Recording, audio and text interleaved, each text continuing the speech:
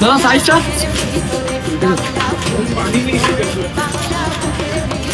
পানি শেষ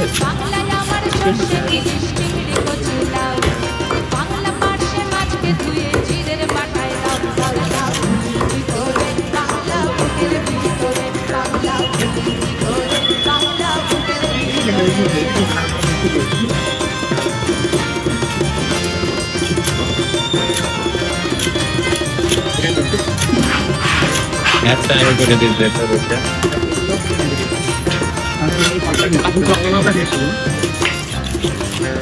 Thank you.